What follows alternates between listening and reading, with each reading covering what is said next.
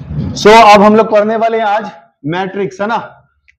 Matrix आपके exam के लिए बहुत ही इंपॉर्टेंट टॉपिक है, समझ रहे हैं। और मैट्रिक्स से हम कल ही आप लोग को दिखा चुके थे कि कम से कम कितना क्वेश्चन आ रहा था, 17 ऑब्जेक्टिव क्वेश्चन था मैट्रिक्स और डिटर्मिनेंट को मिलाकर।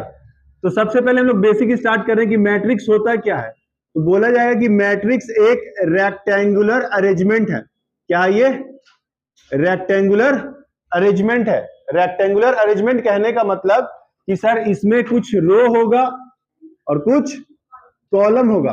तो मुझे बताओ कितना रो, 2 रो, और कॉलम कितना है, 3 कॉलम है। यानी ये जो 2 और 3 लिखा है ये कहलाता है इसका ऑर्डर। क्या कहलाता है? ऑर्डर कहलाता है ना। जब भी बोलेंगे कि भाई 2 into 3 ऑर्डर का मैट्रिक्स बनाओ तो तुम कैसे लिखोगे? 2 रो लिखोगे और 3 कॉलम। लेकिन मैट्रिक्स में लिखना क्या होगा? ABCD नहीं, हर एलिमेंट का अपना एक पोजीशन है लिखने का। हर एलिमेंट का अपना एक पोजीशन है लिखने का। जैसे हम बोलेंगे एक मैट्रिक्स बनाओ, उसका ऑर्डर दे दिया गया है।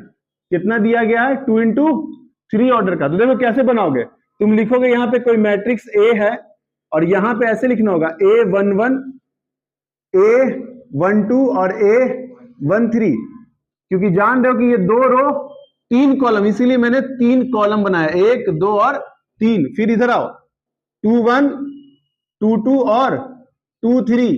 तो इससे पता ये चला कि सर ये 11 क्यों लिख रहे हैं। तो बोलेंगे देखो पहला रो, पहला एलिमेंट कहलाता है पहला रो और पहला कॉलम। तो यहां पे हम लिख रहे हैं एक जनरल फॉर्म IJ। I बताएगा रो, I बताएगा रो और J बताएगा कॉलम बताएगा। समझ गए? तो समझ में आ गया कि ये पहले रो लिखा हुआ बाद में कॉलम लिखा हुआ, पहले रो लिखा हुआ बाद में, और हर एलिमेंट अपने पोजीशन को बता रहा है कि हम कहां पे हैं। A12 लिखने का मतलब है फर्स्ट रो सेकंड कॉलम, 13 लिखने का मतलब है फर्स्ट रो थर्ड कॉलम, 21 लिखने का मतलब है सेकंड रो फर्स्ट कॉलम, 22 लिखने का मतलब है सेकंड रो सेकंड कॉलम। यानी हर एलिमेंट अपने पोजीशन को रिप्रेजेंट कर रहा है। अब पहला एक्सरसाइज में क्वेश्चन क्या आता है, देखिएगा जरा। पहले एक्सरसाइज में क्वेश्चन कैसे आता है, लिखा रहेगा कि फाइंड 2 into 2 ऑर्डर मैट्रिक्स। समझ रहे हो बात? 2 into 2 ऑर्डर का मैट्रिक्स बनाना है। आपको गिवन एलिमेंट दिया हुआ है। गिवन एलिमेंट क्या है? गिवन एलिमेंट मतलब किस एलिमेंट को यूज करना है। तो देखिए क्या लिख रहेगा, AIJ is equal to 2I plus 3J। आप इसको यूज करके 2 into 2 ऑर्डर का मैट्रिक्स फाइंड करना है। पहला एक्सरसाइज में कम से कम 6-7 टाइप का क्वेश्चन यही है। समझ गए? तो अभी हम कैसे फाइंड करेंगे वो सीखते हैं जरा।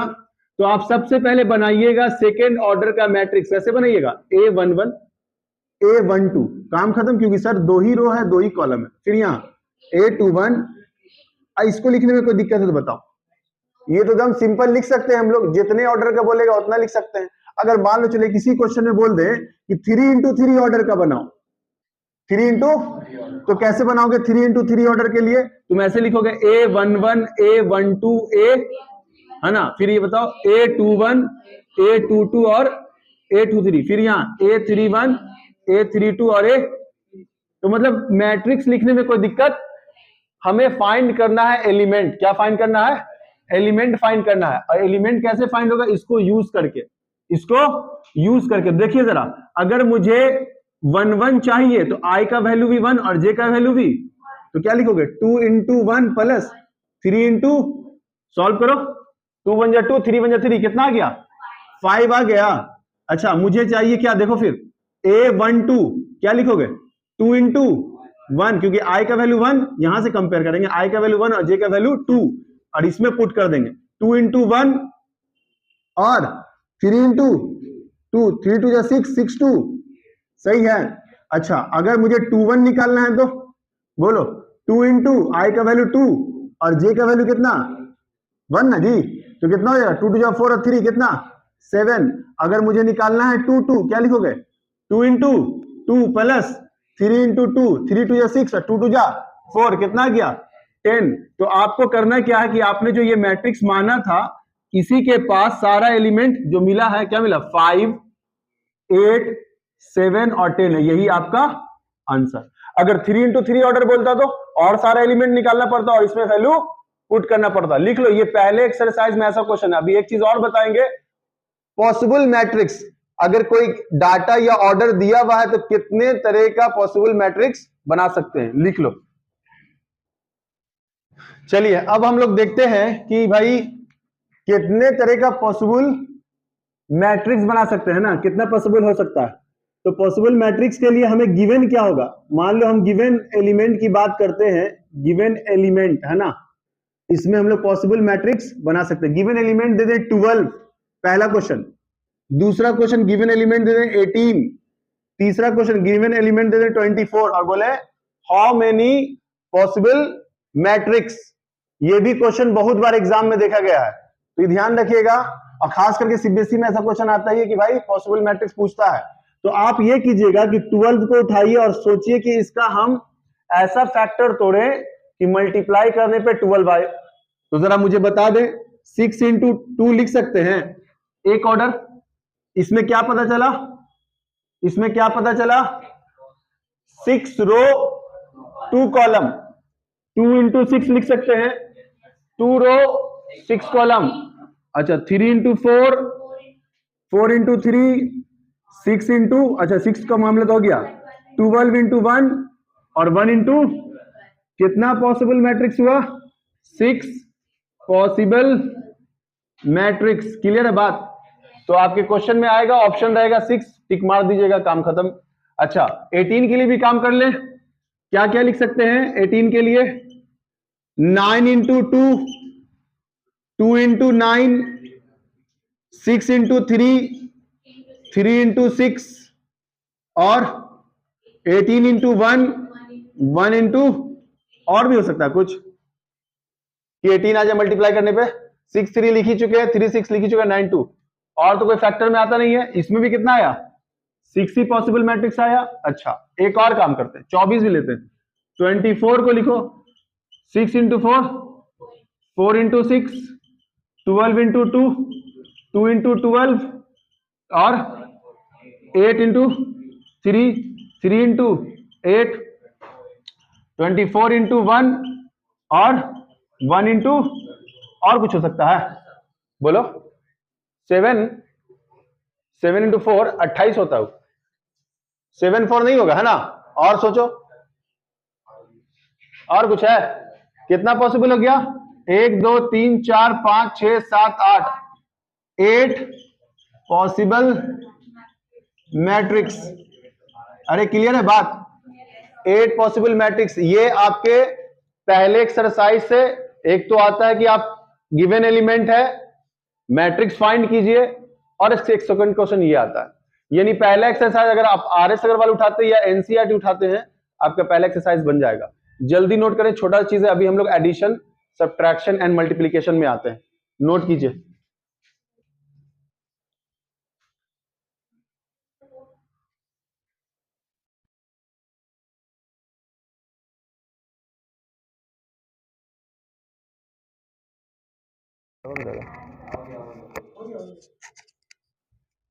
डिस्चार्ज यानी बैटरी से खत्म हो गया है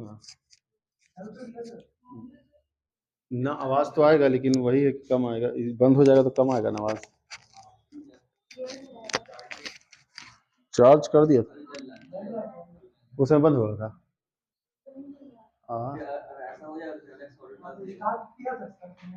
स्टार्ट कर दिया था भाई, ग्रीन हम देख के। चलो एक क्वेश्चन हम लोग और देखते हैं, ठीक है। एक क्वेश्चन कैसा पूछा गया कि एक मैट्रिक्स आपको बनाना है 2 into 3 ऑर्डर का, ऑर्डर दिया हुआ है, लेकिन एक कंडीशन इसमें बोल दिया कि आपको 2 into 3 ऑर्डर का। इससे पहले क्वेश्चन में क्या था कि गिवन एलिमेंट दिया हुआ था, फिर मैंने बोला पॉसिबल मैट्रिक्स बताओ, लेकिन इस बार बोल रहा है कि भाई पॉसिबल मैट्रिक्स नहीं बताना, 2 into 3 दिया हुआ है। अब इसमें एक पॉसिबल मैट्रिक्स कैसे बताएंगे, एकदम अलग टाइप का क्वेश्चन है। बोला कि भाई ऑर्डर दिया हुआ है कितना, 2 into 3 का, लेकिन जो 2 into 3 में एलिमेंट लिखोगे ना, उसमें सिर्फ 1 और 2 लिखना है, या 1 0 हो या 2 3 हो या 4 5 हो, 2 ही एलिमेंट लिखना है। जैसे मान लो एग्जांपल 2 3 का अगर हम लोग बात करें तो कितना, 2 रो ना 3 कॉलम, तो सिर्फ ऐसे लिखना 1 2 1 1 2 1 हो गया, 2 रो 3 कॉलम, यही 1 2 ही लेना है। लेकिन ऐसा कितना पॉसिबल, तुम बोले सर यहां पे 2 नहीं रखना चाह रहे, यहां 2 रखना चाह रहे हैं, तो कितना पॉसिबल हो सकता है? तो भाई उसके लिए एक रूल बनाया गया है, क्योंकि ऐसे तो हम लोग बनाते चले जाएंगे और इतना ज्यादा होगा कि तुम पछता जाओगे भाई क्या ही बना रहे हैं। तो इसके लिए ट्रिक है, ट्रिक सुनोगे क्या है? कितना एलिमेंट डालना है मैट्रिक्स में? 2, उसको बोलते हैं 2 वेज। क्या बोलते हैं? 2 लिखना है। अगर 3 एलिमेंट रहता तो 3 लिखते, ठीक है। और जो ऑर्डर देगा उसको मल्टीप्लाई कर लेना, 2 पे पावर 6 कितना होता है? 2 पे पावर 6 8 होता है। 2 इंटू 2 इंटू 2 इंटू 2 इंटू 2 2 16 आएगा आई थिंक सो। 3 2 दूना 4 4 दूना 8 8 दूना 16 दूना 32 दूना 64, अच्छा 264 ही आया। 64 पॉसिबल मैट्रिक्स, कितना? 64 पॉसिबल। क्लियर है बात? अच्छा एक क्वेश्चन और छोटा सा किया तो एक और देख लेते हैं। ऑर्डर दिया है 3 इंटू 4 का,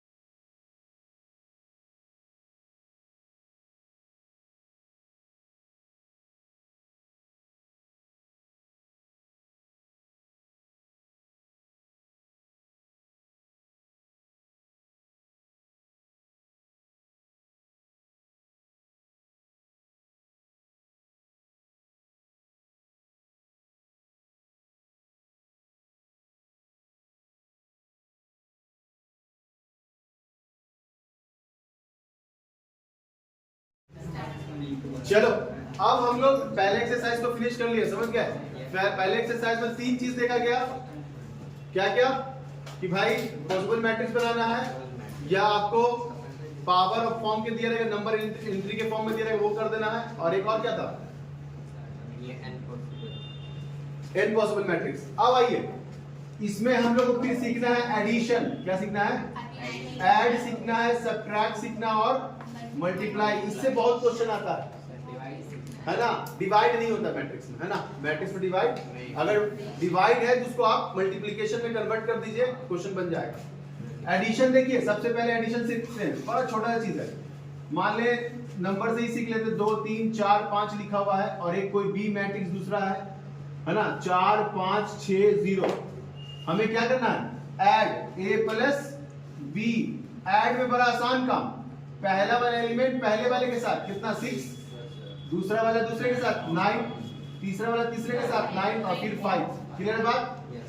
अच्छा अब सुनो, अगर इसी को घटाने की बात कर रहे हैं a माइनस बी, तो पहला एलिमेंट पहले से घटेगा, 2 में से 4 जाएगा -2, 3 में से 6 जाएगा -3, 4 में से 5 जाएगा -1, 5 में 0 जाएगा 5। क्लियर है बात? तो एडिशन और एडिशन और सब्ट्रैक्शन सिंपल सिंपल, पहला एलिमेंट पहले से जुटेगा, दूसरा एलिमेंट दूसरे से जुटेगा। अब एक क्वेश्चन और ले लेते हैं थोड़ा सा डिफिकल्ट करके। जैसे मान ले ए मैट्रिक्स दिया हुआ है -4 -3 -2 4 5 6, और हम दूसरा मैट्रिक्स भी दे दे 0 -1 -5 6 और यहाँ पे 3 2। बोलो क्या करना होगा? हमें करना है a प्लस बी और उसके बाद हमें करना है a माइनस बी। ठीक है, पहले वाले को जोड़ोगे पहले वाले से -4 ही आएगा, दूसरे वाले को जोड़ोगे -3 -1 को जोड़ने पे -4, दोनों माइनस जुटेगा, साइन रहेगा माइनस का ही। -2 -5 -7 दोनों डाटा जुटेगा लेकिन साइन रहेगा माइनस का ही, ध्यान रखिएगा। अब 4 और 6 कितना 10, 5 3 8 6 2 8, क्लियर है बात। अब थोड़ा सब्ट्रैक्ट भी कर ले हम लोग।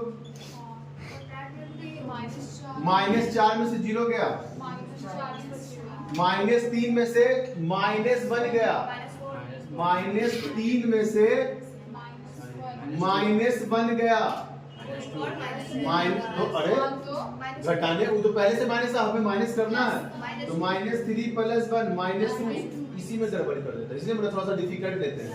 तो भाई आगे आपका -2। अब आइए -2 में से -5 गया तो -5 में से 2 जाएगा कितना 3, क्लियर है बात। 4 में से 6 गया -2, 5 में से 3 गया 2, 6 में से 2 गया 4, ये हो गया आपका सब्ट्रैक्ट, है ना। अब हम लोग एक चीज सीखेंगे, मल्टीप्लाई, स्केलर मल्टीप्लिकेशन और मल्टीप्लिकेशन ऑफ टू मैट्रिक्स। जल्दी लिख लो पहले इसको।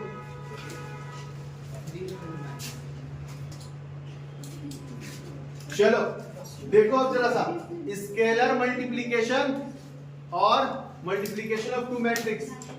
सबसे पहले स्केलर मल्टीप्लिकेशन सीखते हैं।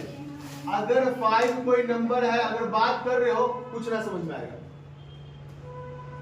अगर कोई मल्टीप्लिकेशन स्केलर नंबर से कर रहे हैं, बाहर कोई नंबर है, ये बड़ा इंपॉर्टेंट चीज है, ऑब्जेक्टिव क्वेश्चन इस पर डिपेंड है आपका। क्यों डिपेंड है?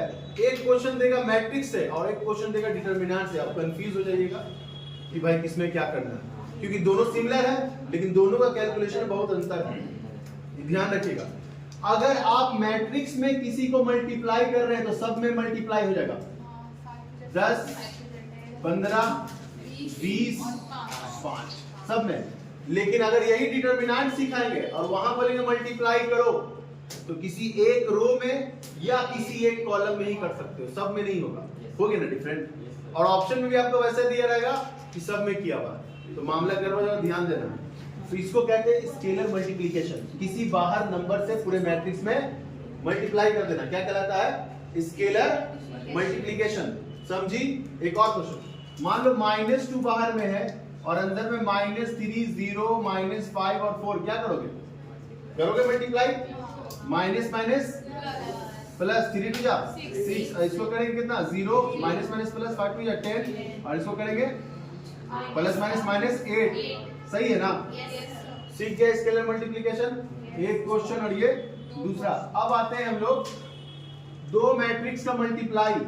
अगर मैट्रिक्स ए दिया हुआ है 2 1 2 0 और एक मैट्रिक्स बी दिया हुआ है 3 2 4 5, जिस तरह हम इसको मल्टीप्लाई करेंगे, हम किसी भी ऑर्डर को ले लें, मल्टीप्लाई ऐसा ही होगा, लेकिन रूल भी है, ऑर्डर या तो सेम और नहीं तो नंबर ऑफ रो और नंबर ऑफ कॉलम सेम। पहले का नंबर ऑफ रो और दूसरे का नंबर ऑफ कॉलम सेम, तभी मल्टीप्लाई। अगर रूल याद नहीं है तो तुम अपने से करके देखो कि पहले रो का जितना एलिमेंट है क्या दूसरे वाले के पूरे वाले कॉलम से हो रहा है। अगर सारा एलिमेंट सारे कॉलम से हो जा रहा है तो मल्टीप्लाई एग्जिस्ट करेगा, और नहीं तो एग्जिस्ट नहीं करेगा। तो रूल याद हो या ना हो उससे कोई मतलब नहीं है। मान लो कि इधर कॉलम में, ये रो में 1 2 3 एलिमेंट लिखा हुआ और इधर कॉलम में 1 2 3 एलिमेंट लिखा, तो मल्टीप्लाई हो जाएगा, है ना। अगर मान लो एक में 3 एक में 2 है तो मल्टीप्लाई एग्जिस्ट नहीं करेगा। तो ये रूल में है, तो रूल उतना दिमाग रखने की जरूरत नहीं है। यहाँ देखो फर्स्ट रो फर्स्ट कॉलम, इसको हम बोलेंगे 7 बना लो। कभी मल्टीप्लाई करने बोले तो बनाओ 7 रूल। लिखे के चक्कर में फिर तुम दे रहे हो, टाइम देते हैं तब नहीं लिखते हो। रो और कॉलम, इसको लिखना 7 रूल। 7 मतलब पहले रो लेना है सर, बाद में कॉलम लेना है। तो पहला एलिमेंट पहले से मल्टीप्लाई करेगा, सीखोगे जरा। 2 3 जा 6, अब बीच में प्लस लिखेंगे और दूसरा एलिमेंट दूसरे से करेगा 1 से 2 से, 2 1 जा 2। क्लियर है बात? यानी पहला रो पहला कॉलम मल्टीप्लाई जब कर लेगा तो यहां से अपना वेरिएशन हटा लेंगे और दूसरे के पास चले जाएंगे। फिर पहला रो दूसरा कॉलम, पहला रो तो हम दूसरे पोजीशन पे जाएंगे, यहां को हटा के यहां पे पोजीशन पे जाएंगे। पहला एलिमेंट पहले से 4 2 जा 8, बीच में प्लस और दूसरा एलिमेंट दूसरे से 5 बन जा। अरे समझ गया बात? अब यहां पहला वाला बेचारा दोनों के पास चला गया तो बोले चलो तुम्हारा भी काम खत्म, तुम हटो यहां से। अब क्या होगा, दूसरे वाले के पास जाएगा फिर पहले वाले के पास। यानी second row first column, second row first column. तो बोलो 2 को 3 से मल्टीप्लाई करेंगे, 2 into 3 है ना, लिख देते ना 6, और 0 को 2 से करेंगे 0, बीच में प्लस। फिर बोले चलो तुम्हारा भी काम हो गया खत्म, तुम अभी सेकंड के पास जाओ। तो पहले से कितना 4 टू जा 8, और 0 को 5 से 5 0 है ना। तो बताओ कितना लिखेंगे, 6 2 8 8 5 13 6। अरे सीखे कि नहीं, फिर से सिखाए। पहला रो पहला कॉलम, पहला रो पहला कॉलम हो गया। तो देखेंगे बगल में कोई दूसरा भी कॉलम है क्या, है तो अभी पहला ही रखेंगे, दूसरे के पास चले जाएंगे। ये पहला वाला जब दोनों के पास चला जाएगा तो फिर इसके दूसरे के पास आएंगे, और फिर ये पहले के पास जाएगा, फिर दूसरे के पास जाएगा। जिस तरह मल्टीप्लाई में, जैसे मान लो अगर तुम्हें याद होगा कि अगर a है और a प्लस b लिखा हुआ है और यहाँ पे a प्लस c लिखा हुआ है, तो पहले उठ के इसके पास भी मल्टीप्लाई, फिर इससे भी करता है, और फिर b उठता है इससे भी करता है, इससे भी करता है। वही काम है कि ये सोचो a है तो a इससे भी करेगा, इससे भी करेगा, फिर ये b है तो b इससे भी करेगा, इससे भी करेगा, है ना। तो चलो जल्दी से लिख लो। चलिए मोस्ट इंपॉर्टेंट चीज की सर मैट्रिक्स कितने टाइप का होता है। हम लोग मैट्रिक्स तो देखे, लेकिन मैट्रिक्स का अपना टाइप भी है अभी। लेकिन तुम लोग कुछ अगर एग्जांपल देखोगे तो मैंने कुछ मैट्रिक्स ऐसा बनाया 2 3 4 5, इसका ऑर्डर बता सकते हो। 2 रो 2 कॉलम, 2 रो 2 कॉलम, यानी सेकेंड ऑर्डर बोलेंगे इसको। चलो इसको बताओ, एक रो एक ही कॉलम, क्या बोलेंगे, फर्स्ट ऑर्डर बोलेंगे। 1 रो 1 कॉलम, अच्छा। और बोलो 3 2 3 5 2 1 2 1 0 5 6, कितना 3 रो 3 कॉलम। और भी हो सकता है 4 2 1 1 2 3, बोलो 2 into 2 रो। तो ये तो तुम जानो कि हम सर बहुत तरह का मैट्रिक्स बना सकते हैं। 4 into 4 का ही बना सकते हैं। जब इंजीनियरिंग में जाओगे तो वहां पे 4 into 4 आएगा। तुम्हारे 12 तक 4 into 4 नहीं आया है, लेकिन इंजीनियरिंग में या तुम्हारे आईआईटी एग्जाम में 4 into 4 का ही पूछ लेता है। तो अब क्या दिक्कत है, कितने भी ऑर्डर का उससे कोई फर्क, कैलकुलेशन वही चलता है ना। अब आइए टाइप ऑफ मैट्रिक्स में, है ना। टाइप ऑफ मैट्रिक्स अच्छे से लिखिएगा, इसलिए क्योंकि हम डेफिनेशन साथ के साथ बताते चले जा रहे हैं। सबसे पहले आप टाइप में लिखिएगा रो मैट्रिक्स। रो, तो तुम बोले सर रो मैट्रिक्स भी होता है। हम बोलेंगे सर यहाँ पे तो 3 रो 3 कॉलम था, तो रो मैट्रिक्स। रो में सिर्फ रो होगा 4 5 6, अरे जरूरी नहीं 4 5 6 लिखा हो, कोई भी एलिमेंट है ना, कोई भी एलिमेंट ABC लिख दे। चलो ABC, यानी रो में अगर कोई बोलेगा रो मैट्रिक्स क्या होता है, तो बोला हैविंग ओनली 1 रो, ओनली 1 रो 3 कॉलम। अरे 1 कॉलम 2 कॉलम, जिसमें 1 रो हो उसको row matrix. Column matrix only 1 column ABC, having only 1 column, 3 row 1 column, ठीक है। अब ये मोस्ट इंपॉर्टेंट स्क्वायर मैट्रिक्स है ना। स्क्वायर मैट्रिक्स में लिख देंगे number of row is equal to number of column. सुनो, इसका एग्जांपल यहां पे हम 3 लिखा, देख लो 3 एग्जांपल। 2 into 2 सेम ऑर्डर, यही है number of row number of column. 1 into 1 3 into 3, ये क्या है सब स्क्वायर मैट्रिक्स। तो आप जब भी आगे स्क्यू सिमेट्रिक मैट्रिक्स पढ़िए तो पहले उससे पहले लिखेगा it is a square matrix, सब में लिखेगा it is a square matrix. हाँ, दोनों सेम रहेगा तो उसको क्या बोलेंगे, स्क्वायर मैट्रिक्स, ठीक है। आइए डायगोनल मैट्रिक्स सुनो। डायगोनल मैट्रिक्स में सिर्फ डायगोनल में एलिमेंट होगा, और वो एलिमेंट कुछ भी हो सकता है A B C, बाकी सारा 0 होगा। सुनो, बहुत सारे बच्चे का कंफ्यूजन ये रहता है कि सर इधर से डायगोनल लिखे, हमने क्वाड्रिलेटरल पढ़ा था कि एक डायगोनल इधर भी होता है, लेकिन भाई this is not a quadrilateral, this is a matrix. और मैट्रिक्स में सिर्फ और सिर्फ रूल बनाया गया है ए बी सी, इधर से ही सिर्फ डायगोनल होगा, इधर से डायगोनल नहीं होगा। बात क्लियर है? इधर से ही सिर्फ डायगोनल होगा, ए बी सी। बात समझ रहे हो? तो अभी 4 लिखा, फिर लिख लो जल्दी सा, अभी और 3-4 लिखवा देते हैं।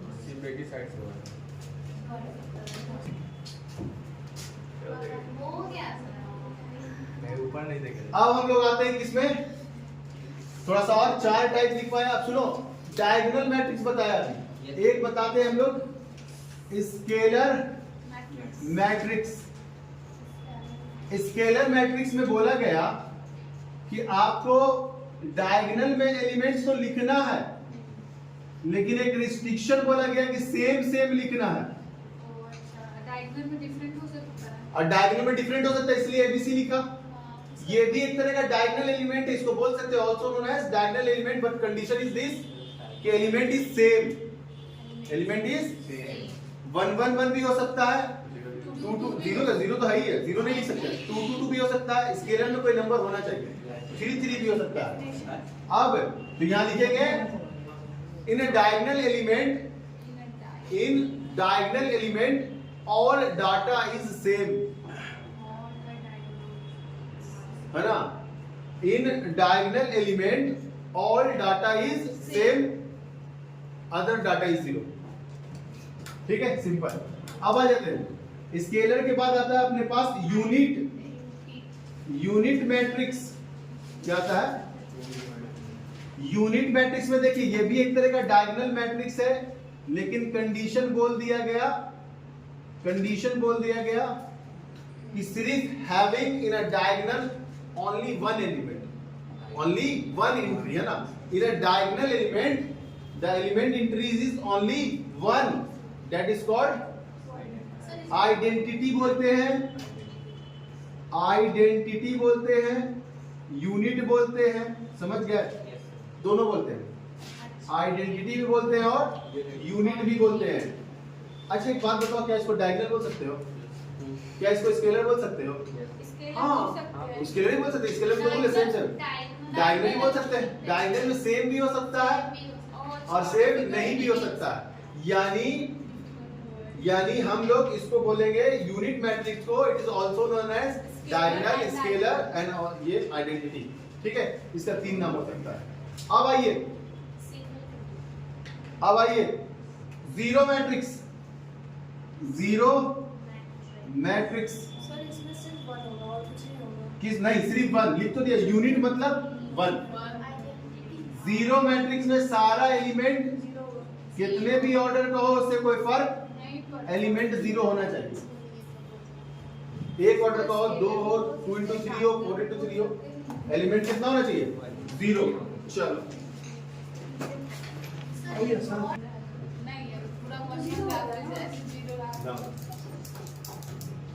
आइए, एक मैट्रिक्स और है, उसका नाम है अपर ट्रायंगुलर मैट्रिक्स और एक है lower triangular matrix. Upper triangular matrix और lower triangular matrix. Upper triangular matrix बोलेगा तो अपर में वैल्यू लिखना है, डायगोनल में कुछ भी हो सकता है, A B C. Upper triangular matrix मतलब अपर में वैल्यू 4 3 2 ऐसे बनाते, देखो ट्रायंगल। ठीक है, बना ट्रायंगल।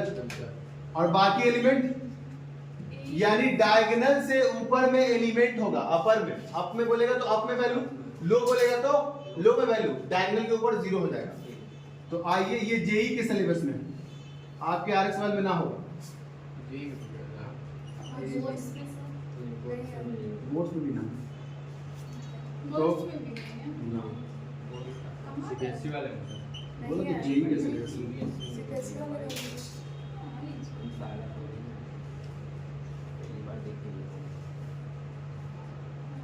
ठीक है। लोअर ट्रायंगुलर मैट्रिक्स बोलेगा तो लोअर में डायगोनल के नीचे वाले लोअर में वैल्यू होगा, डायगोनल के ऊपर वाले में 0। ठीक है, इसको अपर ट्रायंगुलर मैट्रिक्स और लोअर ट्रायंगुलर मैट्रिक्स बोलते हैं। ये बहुत ही रेयर दिखने को मिलता है, अच्छे बुक में मिलेगा, बढ़िया बुक पढ़िएगा तो उसमें मिलेगा। अरे मतलब आरएसएल वगैरह में नहीं है, बंद कर दो। चलो बाकी क्वेश्चन बनाइए। कल हम लोग मल्टीप्लिकेशन देख लिया था, एडिशन और सब्ट्रैक्शन देख लिया था, है ना। अब हमारे पास मैट्रिक्स में टाइप भी देखा था, किस किस टाइप का मैट्रिक्स था। अब इसमें क्या जीरो में हाँ लोअर ट्रायंगुलर मैट्रिक्स और अपर ट्रायंगुलर मैट्रिक्स भी देख लिया गया था। अब एक आता है मैट्रिक्स में ही ट्रांसपोज। क्या आता है? ट्रांसपोज। ट्रांसपोज निकालना। ट्रांसपोज को हम लोग ए डैश या ए पे पावर टी से डिनोट करते हैं।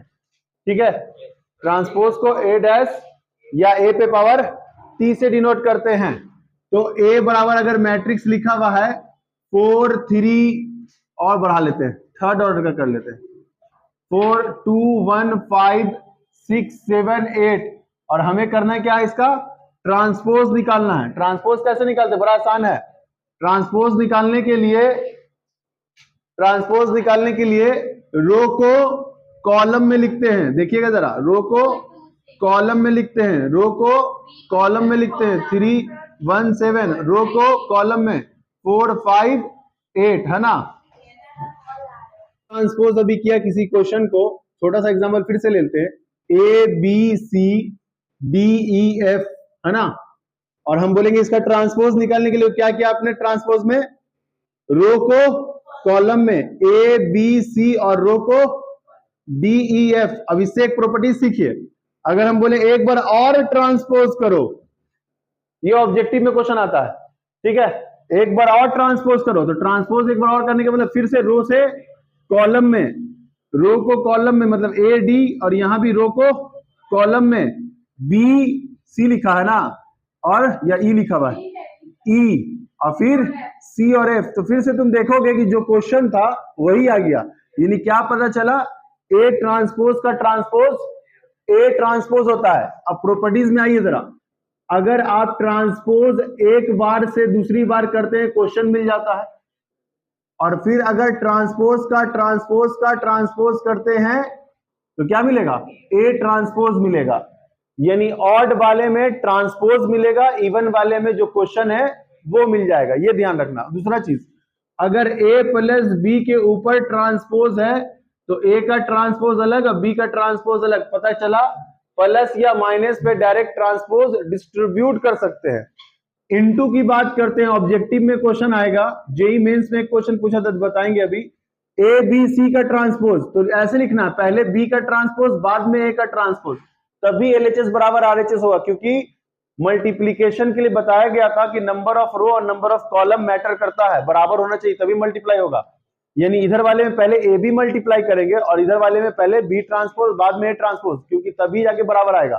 तुम करके देख लेना, अगर तुम पहले ए ट्रांसपोज और बाद में बी ट्रांसपोज करोगे, आंसर दोनों का सेम नहीं आएगा। तो एलएचएस आरएचएस ऐसे बराबर होता। मेंस में क्या पूछा था? ऐसे कर दिया था, A B C D dot dot dot dot Z तक इसका ट्रांसपोज। तब ऑप्शन क्या था? तुम समझ गया कि उल्टा लिखना पड़ेगा, जेड और क्या होता है? एक्स वाई जेड, तो वाई। अब ऐसे ही चलते जाएंगे, उल्टा घूमेंगे हम लोग कहां? सी बी ए। समझ गए बात? यानी सीधा जितना डाटा रहेगा उल्टा ही चलेगा। एक और पिछले साल बोर्ड्स में क्वेश्चन में देखा गया था शायद, ए बी सी का ट्रांसपोज, तो क्या बोलोगे? सी ट्रांसपोज, बी ट्रांसपोज और ए ट्रांसपोज। तो जितना भी तरह का प्रॉपर्टीज था, ये ऑब्जेक्टिव क्वेश्चंस के लिए देखिएगा, टिक मार दीजिएगा, और कंपटीशन क्वेश्चन में भी ऐसा पूछता है। ठीक है, लिख लीजिए। क्या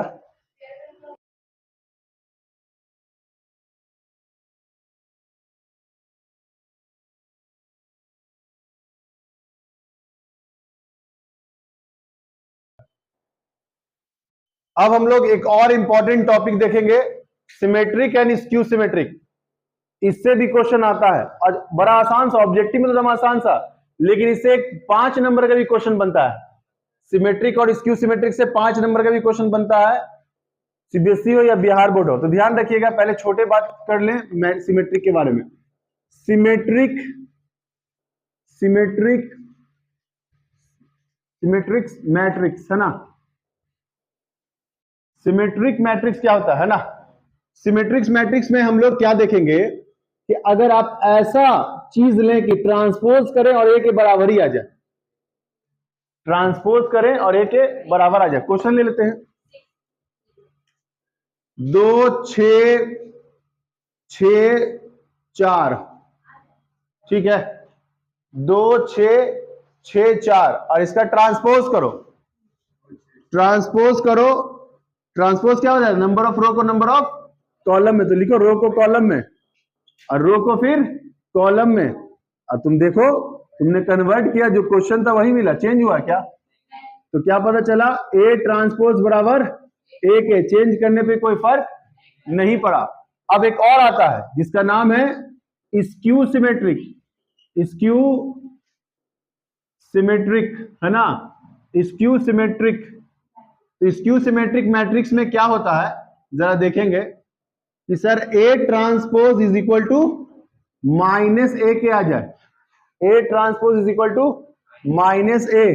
क्वेश्चन ले लेते हैं हम लोग, 1 - 5 5 - 1, क्या लिया, 1 - 5 5 और 1, और क्या करोगे, ट्रांसपोज करोगे, करो ट्रांसपोज, नंबर ऑफ रो को नंबर ऑफ कॉलम में क्या आ जाएगा, 1 - 5 और नंबर ऑफ रो को नंबर ऑफ कॉलम में क्या आएगा, 5 और 1।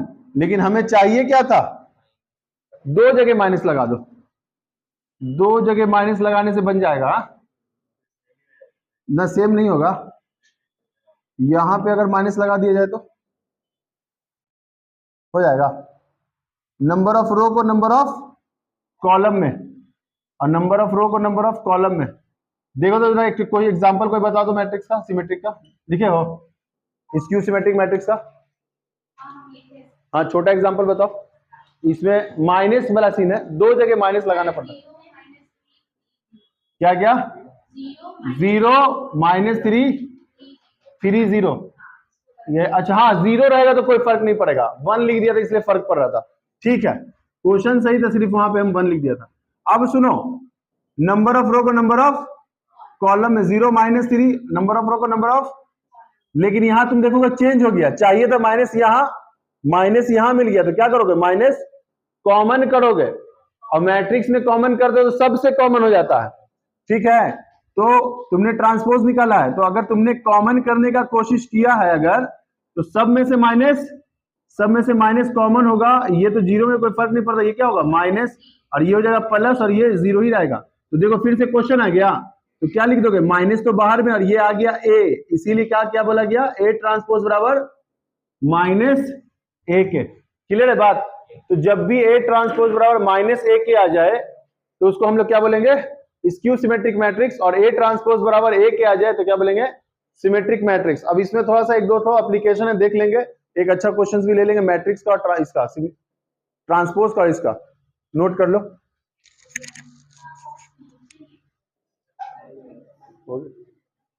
दो चीज और देखिए, अब हम यहां पे बात करते हैं, अगर ए प्लस ए ट्रांसपोज, ए कोई स्क्वायर मैट्रिक्स है, यहां लिख देते हैं ए इज ए स्क्वायर मैट्रिक्स। अगर ए कोई स्क्वायर मैट्रिक्स है और ए को ए ट्रांसपोज के साथ जोड़िएगा तो ये बनेगा सिमेट्रिक, क्या बनेगा, सिमेट्रिक मैट्रिक्स। और ए को माइनस ए ट्रांसपोज के साथ जोड़िएगा तो ये बनेगा स्क्यू सिमेट्रिक मैट्रिक्स। समझ रहे हैं? अब सुनो, एक बड़ा इंपॉर्टेंट क्वेश्चन जो 5 नंबर का बनता है उसको बोलता है sum of symmetric and skew symmetric matrix. जो बात कर रहे हैं उनको ना समझ में आएगा, 5 नंबर का क्वेश्चन स्किप कर जाएगा। तो sum of symmetric and skew symmetric के लिए हमें a लिखना होगा और इसके बराबर में half of symmetric, half of symmetric और plus half of skew symmetric, half of.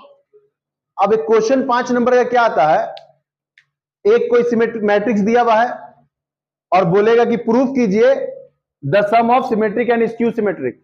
तो sum of symmetric skew symmetric में तुम समझ गए कि हाफ ऑफ लेना पड़ेगा किसका, a प्लस ए ट्रांसपोज का और a माइनस ए ट्रांसपोज का।